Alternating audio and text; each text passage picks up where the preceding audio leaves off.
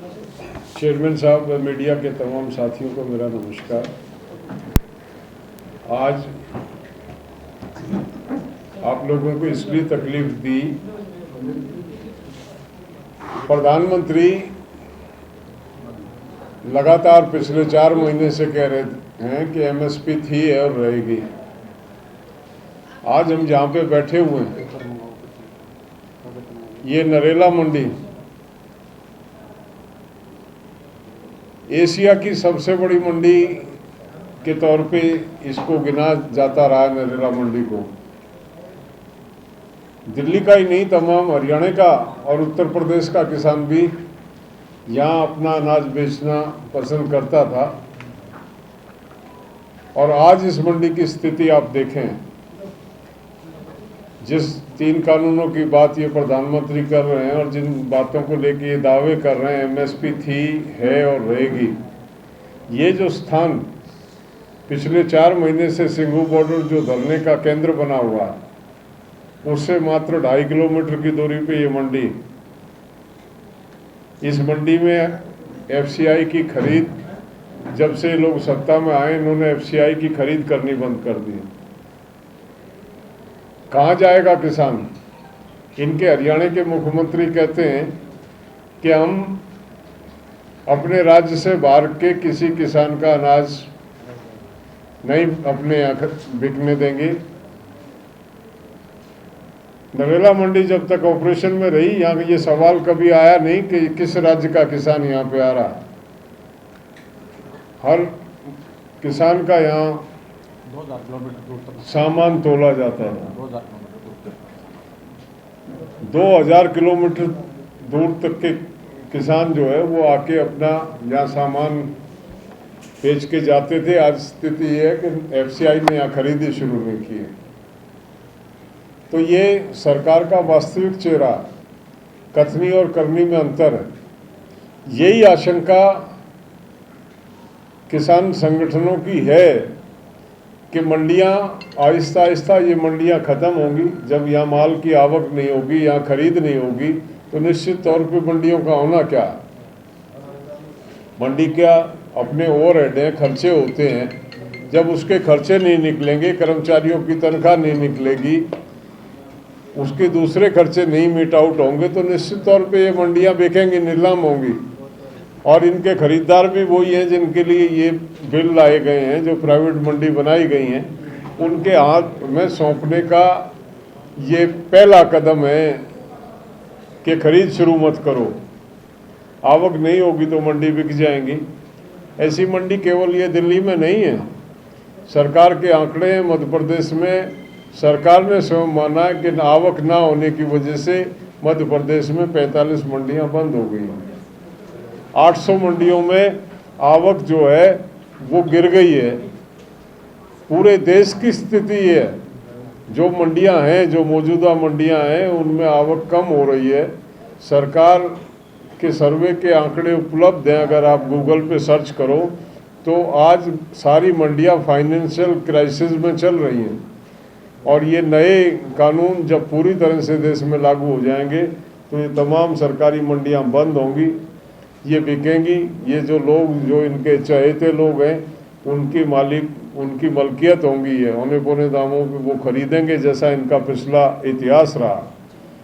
और उसके बाद जो शोषण शुरू होगा किसान का, वो किसी से छुपा नहीं है। अपनी मनमर्जी के रेट पे खरीद होगी और उसी के हिसाब से सारा सिस्टम होगा। आज आप लोगों को यहाँ पे लाने का मकसद ये है कि एशिया की सबसे बड़ी मंडी की स्थिति आप अपने आँखों से देख लें कि वहाँ एफसीआई पहुँची नहीं है, एफसीआई की खरीद नहीं है। एमएसपी की जिसकी बात करते हैं प्रधानमंत्री, उस पर कोई खरीदने वाला इस मंडी में है नहीं। अनाज की ढेरियाँ पड़ी हैं। इस प्रेस कॉन्फ्रेंस के बाद आप जाएंगे तो आप स्वयं पूछ लेना कि क्या उनकी ढेरियों के भाव लग रहे हैं, क्या मिल रहा है, एमएसपी मिल रही है, नहीं मिल रही है, आपके सामने साफ हो जाएगा। तो यही बताने के लिए कि सरकार की कथनी और करनी में अंतर है। सरकार तमाम ये जो एग्रीकल्चर मार्केट से मंडी है, इनको जो प्राइवेट सेक्टर में सौंपने की तैयारी कर रही है, और उसकी बानगी आप नरेला की मंडी में देख सकते हैं। मेरे साथ हमारे साथी हैं संयुक्त मोर्चे के, बड़े अहम सदस्य हैं मनजीत सिंह जी, वो भी हैं। इस विषय में वो भी अपने अनुभव साझा करेंगे और बताएंगे कि क्या हालात।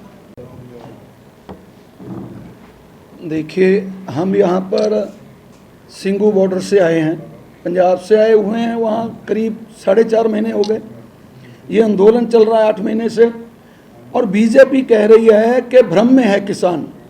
तो ये आपके माध्यम से हम ये बताना चाहते हैं कि जो बीजेपी की सरकार लोगों को भ्रम में डाल रही है कि एमएसपी है और रहेगा, तो ये उनके कहने में और कथनी में अंतर है। उनकी जो दोगला चेहरा है वो आप देख सकेंगे। थोड़ी देर के बाद आप जाएंगे डेयरियों के पास, आपको पता चल जाएगा। किसानों से पूछेंगे कि एफसीआई खरीद नहीं कर रही, खरीदी बिल्कुल। अब जो एमएसपी है वो 1975 है और वो आपको पता चलेगा वहाँ खरीदी कितने में हो रही है। 1600-1700 में खरीदी हो रही है और उससे बहुत नीचे हो रही है। तो पहली बात तो ये है कि जो किसान आंदोलन को बदनाम करने की कोशिश कर रही बीजेपी, आज ये सत्य सामने आएगा कि एमएसपी है, रहेगी। ये सत्य है कि झूठ है, ये झूठी बात उनकी निकलकर सामने आएगी। जब आप मंडी में जाएंगे आपको दिखेगा कि यहाँ क्या भाव मिल रहा है किसान को, एमएसपी पे मिल रहा है, उससे नीचे मिल रहा है। तो ये सरकार का जो चेहरा है दोगला, लोगों में भ्रम। बहुत लोग ऐसे हैं जो बीजेपी भगत हैं, वो ये कहते हैं कि आपको क्या इसमें आपत्ति है, आप क्यों ऐसा आंदोलन करके बैठे हैं जब सरकार बोल रही है कि आपको एमएसपी मिलेगी।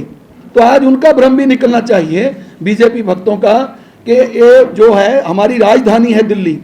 और जैसे अभी हमारे बड़े भाई जुद्धवीर जी ने बताया कि एशिया की नंबर 1 ये मंडी है और बाकी स्टेटों से यहाँ किसान अपनी फसल बेचने आता है। तो आज इस मंडी का ये हाल है, जो राजधानी की मंडी है, 1 नंबर मंडी है, उसका ये हाल है कि एमएसपी नहीं मिल रही। तो फिर इसका मानना तो यही हुआ ना कि किसान जो बोल रहा है वो सत्य है, किसान किसी भ्रम में नहीं है, सरकार लोगों को भ्रम में डाल रही है। ये सत्य आज बिल्कुल पता चल जाएगा, आपको सामने आएगा सारा कुछ। तो ये हमको वहाँ पता चला तो हम स्पेशल इस मंडी को देखने आए हैं कि ये बात सत्य है कि नहीं। वाकई में ये बात आज सत्य है कि जो किसान आंदोलन कर रहा है उसका भ्रम नहीं है, ये होने वाला है। ये मंडियां जो है बिल्कुल सरकार अपनी खरीदी बंद कर देगी और ये मंडियां धीरे धीरे बिक जाएंगी। और फिर जैसे अभी तो मंडियां हैं, सरकारी मंडियां हैं, सरकार बोल रही है कि एमएसपी मिलेगी, तो फिर भी मंडी की हालत ये है कि आज एमएसपी के नीचे बिक रहा है। जब सरकार निकल गई, ये मंडियां प्राइवेट हाथों में चली गई, बड़ी बड़ी कंपनियों के हाथों में चली गई, फिर क्या हालत होगी किसान की? फिर वही होगी जो बिहार में, यूपी में पहले हो रहा है कि धान का रेट 1900 रुपया मिल रहा है। तो कहने का भाव यह है कि किसान का आंदोलन सत्य है, सरकार की पॉलिसियां, सरकार की वाणी, सरकार जो बोल रही है वो बिल्कुल झूठ है। तो ये क्लियर बात है। सो ये इतनी सी बात मैं आपके माध्यम से कहना चाहता हूँ। सो बाकी जुद्धवीर जी बताएंगे। एक मिनट, हमारे साथी हैं दीप खत्री, ये दिल्ली के किसान भी हैं और हमारे किसान मोर्चे के बड़े अहम सदस्य भी हैं। ये इस विषय में अपने दिल्ली के अनुभव साझा करें। मीडिया के साथियों का बहुत बहुत धन्यवाद। आज इस मंडी में आने का कारण यही था कि जो नरेंद्र मोदी जी कह रहे हैं कि एमएसपी था, एमएसपी है, एमएसपी रहेगा। आज ये रियलिटी चेक है उनका। ये हम बिहार की, यूपी की बात नहीं कर रहे, पंजाब की, हरियाणा की बात नहीं कर रहे, ये देश की राजधानी की बात कर रहे हैं। देश की राजधानी जहाँ पे है ये कानून बने हैं, यदि वो उस राज्य का ही किसान इससे दुखी है तो हम ये कहना चाह रहे हैं कि जब हम यहाँ दिल्ली में होते हुए हमारे साथ यह अन्याय हो रहा है दिल्ली के किसान के साथ में, तो देश के किसान के साथ में कितना अन्याय केंद्र सरकार के द्वारा किया जा रहा होगा। हमें पता लगा, यहाँ पे चेयरमैन साहब ने बताया कि पिछले 6 साल से यहाँ मंडी में खरीद नहीं हो रही है। हम भी बार बार आते हैं, लेटर लिखवाते हैं। एक लेटर यहाँ से दिल्ली सरकार के पास जाता है, एक एफसीआई के पास जाता है, केंद्रीय जो अपना कृषि मंत्री जी हैं उनके पास जाता है। आश्वासन के सिवाय हमें 6 साल में कुछ नहीं मिला। मैं जानना चाह रहा हूँ आपके माध्यम से कि 6 साल में ऐसा क्या बदल गया है? दिल्ली का भूगोल बदल गया क्या 6 साल पहले है जो सरकार किसी की भी होती थी दिल्ली में, और दिल्ली के किसान को कभी समस्या नहीं आती थी, और दिल्ली में ही इसी मंडी में जीटी रोड तक गेहूं और धान बिकते थे, देश की सबसे बड़ी मंडी होने के नाते, और सबसे अच्छे दाम मिलते थे। लेकिन पिछले 6 सालों में हमने ऐसा क्या पाप कर दिया कि हमें ये प्रताड़ना सहनी पड़ रही है। दूसरी चीज़ एक मैं और आपको बताना चाहूँगा, इसके साथ साथ आप अब हमारे साथ चलना, भी बाहर भी चलेंगे, मंडी के आपको दर्शन भी कराएंगे, गेहूं के भी दर्शन कराएंगे। सरकार ये कह रही है कि भंडारण करने में हमें दिक्कत आती है, और जो मॉइस्चर होता है वो 14 से घटा के 12 कर दिया है।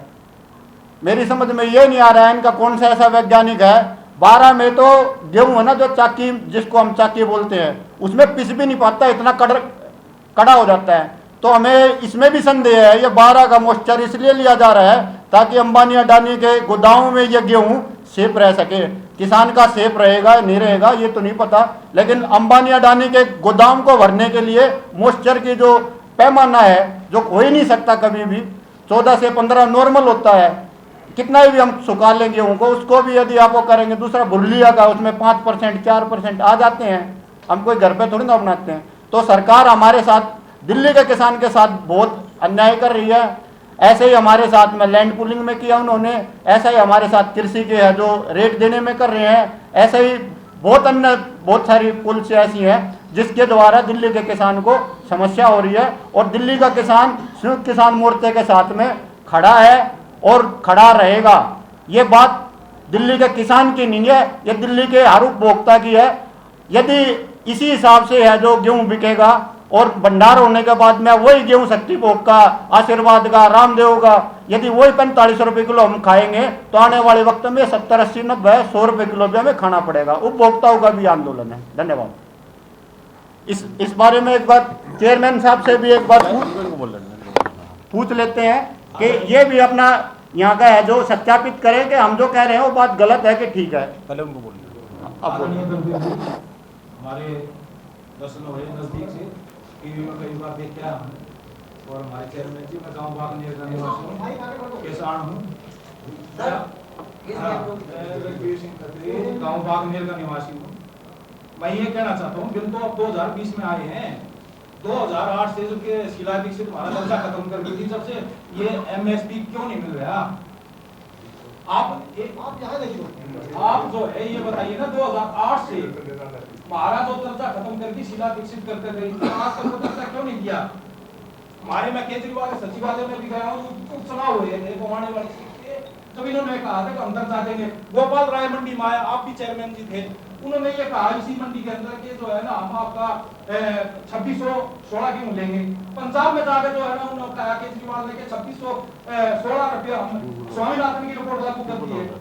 क्या एक आत्मस्थिर पूरे हिंदुस्तान के अंदर क्या केजरीवाल को है वो आत्मस्थिर नहीं लागू कर सकता?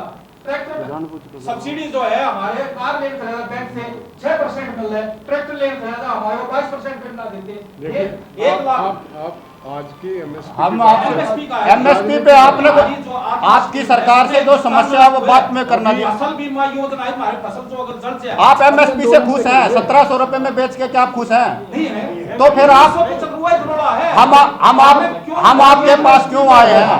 हम लोग आए हैं कि केंद्र से जी, या राज्य सरकार जी जी, जो भी हो, जिस तरह भी होती है, हमारे किसानों को हमारा साथ, हाँ, इसीलिए आए हैं आपके पास। हमने मिलनी चाहिए। आप सुने, एक बात सुने, आप ये बिल्कुल नहीं किया, हमने आप भाषण नहीं सुन लें, जरा समस्या सुने। FCI केंद्र सरकार का एक विभाग है जो देश में खरीद करता है। टोल सेंटर FCI केंद्र सरकार के माध्यम से खोले जाते हैं। आज हमारा मकसद ये है कि FCI को, जैसे हमेशा से यहाँ खरीद होती थी, FCI को नरेला मंडी में खरीद करनी चाहिए ताकि किसान को उसका भाव मिल जाए। वो केंद्र सरकार के अधीन है। अब हम दिल्ली कारपोरेशन की समस्या या दिल्ली सरकार की बात करें, वो खोलने केंद्र खोलने हैं केंद्र सरकार को FCI बाहर कर लेना, जो बहस कर रहे हैं हम हमें आपको आप सुन लो, आप कर लेना बात, ये प्रेस चल रही है, मैं यही हूँ, बैठ के बात कर लेना। ये करें कि किसान तो मर गया, सिर्फ ये है आप इसलिए मर गया कि आप जैसे लोग जीने ना देते। नेताजी कुछ दिल्ली सरकार ने भी क्या इसके बारे अरे में ये केंद्र सरकार का मामला खरीद का समझते वो नहीं। भी राम मंडी के अंदर है, रावण वगैरह कमीशन जो है कमीशन नहीं देगी तो हम कैसे उसको खरीदने देंगे? ठीक है जी, आपका बहुत बहुत धन्यवाद। आप बाहर मीडिया के जो साथी हैं गेहूं के डेयरी पे आप आ सकते हैं, आइए। हम राजनीति नहीं कर रहे हैं। तू तो बहुत बड़ा नेता